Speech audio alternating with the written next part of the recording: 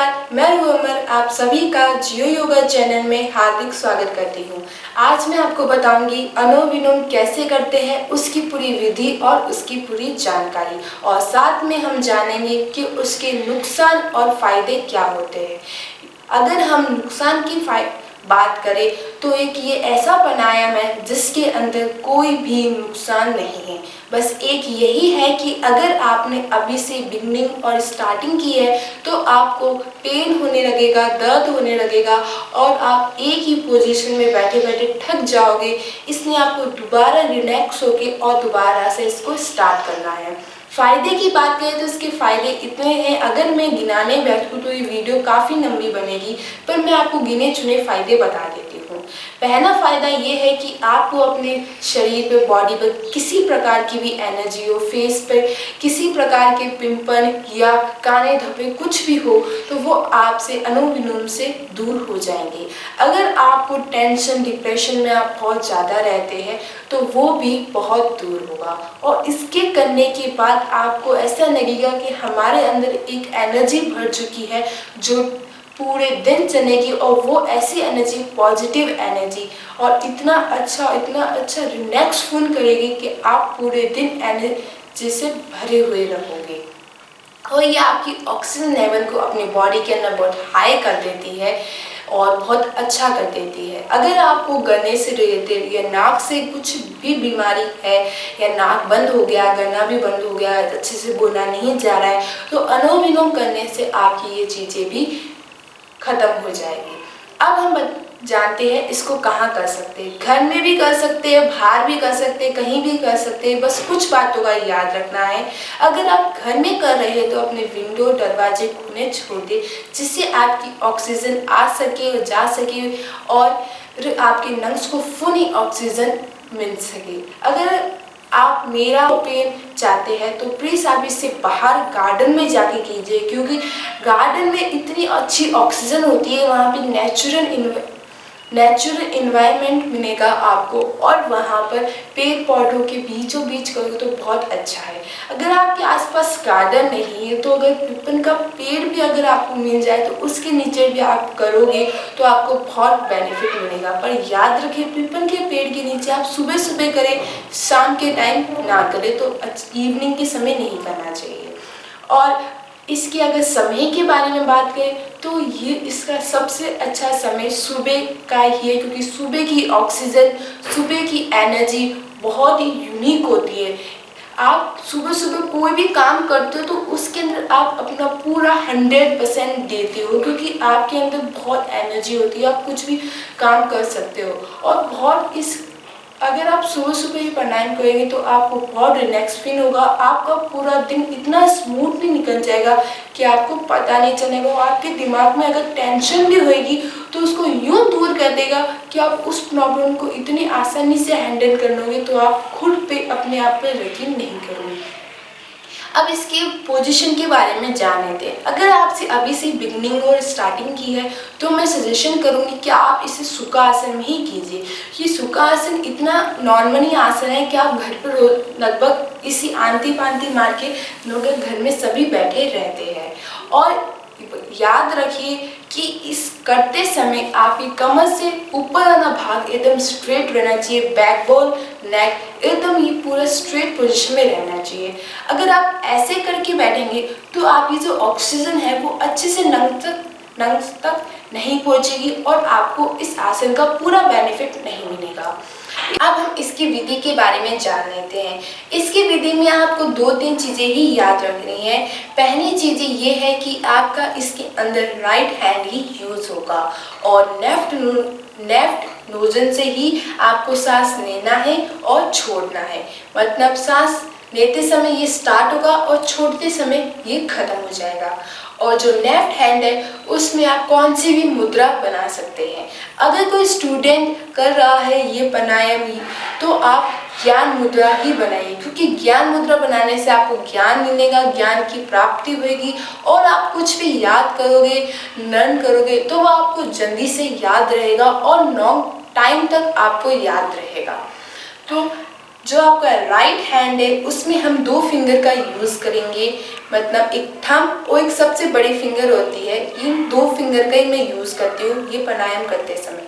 जो थंब है वो आपके राइट नोजन पे होगा और जो आपकी सबसे बड़ी वाली फिंगर है वो आपके लेफ्ट नोजन पे होगी।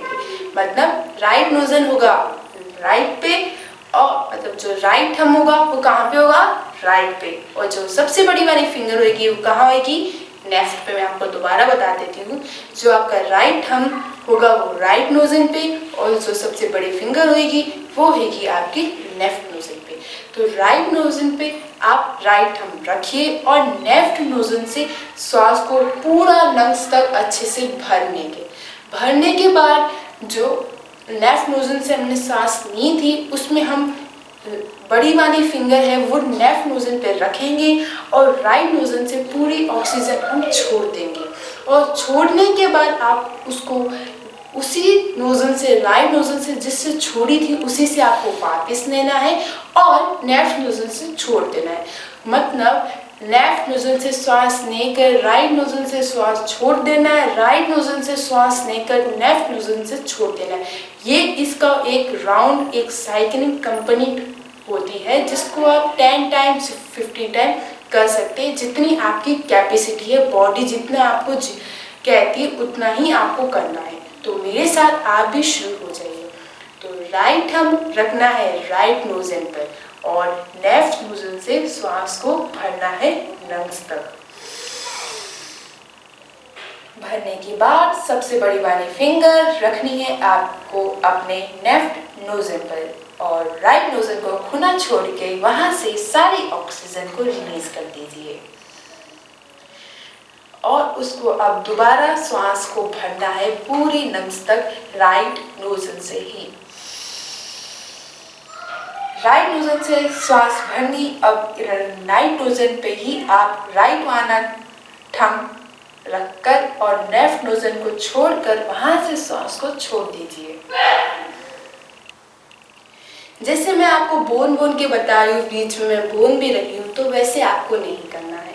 ये प्राणायाम करते समय आपको एकदम नॉइस पोल्यूशन जगह पे नहीं बैठना है, एकदम शांत, जहाँ शांति हो, ज़्यादा शोर शराबा ना हो, आपको एकदम रिलैक्स कर सके और दिमाग में टेंशन को मत लेना। जितने भी थॉट्स आ रहे उन सब का दरवाज़ा बंद कर देना कि वो अंदर ना आ पाए। या कोई अगर आप कोई काम करना है तो वो काम कर दीजिए, वरना वो काम आपके दिमाग में चलता रहेगा कि वो मैंने काम नहीं किया, ऐसा नहीं हुआ, वैसा नहीं हुआ। ये जितने भी थॉट आते हैं इस प्राणायाम करते समय आपके दिमाग में नहीं आने चाहिए। आपको कोई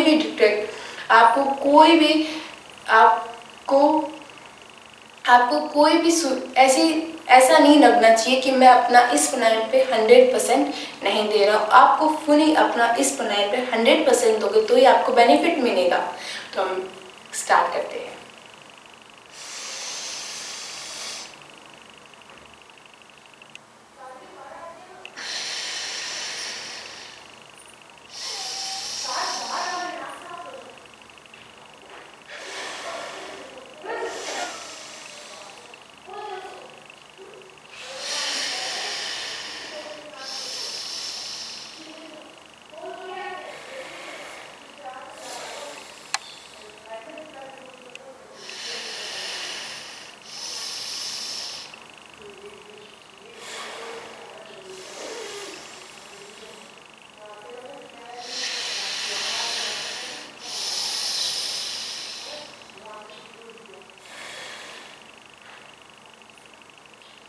आप इसको 10 बार 50 टाइम कर सकते हैं और इस 10-15 टाइम्स करने के बाद 3 मिनट्स आपको नॉर्मल ब्रीथिंग करनी है। नॉर्मल बैकबोन स्ट्रेट रहनी चाहिए। याद रखना, मैंने नॉर्मल बोलते ही आप ऐसे मत हो जाना।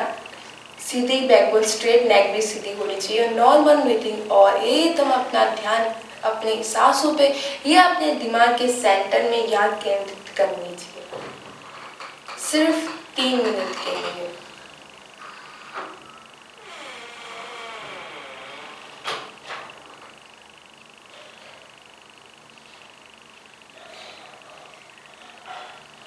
इसके बाद आप कुछ भी काम करेंगे तो आपको बहुत रिलैक्स फील होगा, बहुत फ्रेशनेस आएगी, आपके अंदर पूरी पॉजिटिव एनर्जी भर चुकी होगी। अगर आपके पास इस आसन में देने के लिए सिर्फ 50 मिनट्स है या 20 मिनट्स है, तो ये जो मैंने साइकिल बताई थी कि लेफ्ट नोजल से श्वास लेनी है, राइट नोजल से श्वास छोड़नी है, राइट नोजल से लेनी है, लेफ्ट नोजल से छोड़नी है। एक तरह से ये आपका एक मैंने आपको एक राइम याद करानी है। तो जब भी आप ये आसन करें तो ये राइम बोल लेना। क्या बोलना है? लेफ्ट नोजल से श्वास लीजिए, राइट नोजल से श्वास छोड़िए, राइट नोजल से श्वास लीजिए और लेफ्ट नोजल से श्वास छोड़िए। ये आपकी साइकिल पूरी होती है। इसको अगर आप 15 मिनट्स बाद 15 मिनट तक मतलब 15 साइकिल्स करते हैं, उसके बाद 3 मिनट्स का आप नॉर्मल रिलैक्स करते हैं, उसके बाद आप कोई भी काम कर सकते हैं। अगर आपको ये मेरी इन्फॉर्मेशन, मेरी जानकारी आपको बहुत यूज़फुल लगी हो तो प्लीज़ इसे लाइक कर दीजिए, शेयर कर दीजिए और मेरे चैनल को सब्सक्राइब कर दीजिए और बेल आइकन को प्रेस कर दीजिए, जिससे मेरी आने वाली नोटिफिकेशन आपको मिल जाए। ये मेरी इस चैनल पे फर्स्ट वीडियो थी। अगर कोई गलती हो गई हो तो मुझे माफ़ कर दीजिए और आपका कोई सजेशन हो तो मुझे प्लीज़ देना। अगर मुझसे आपको बात करनी है तो आप कमेंट के ज़रिए मुझसे आप बात कर सकते हैं। थैंक यू, धन्यवाद एंड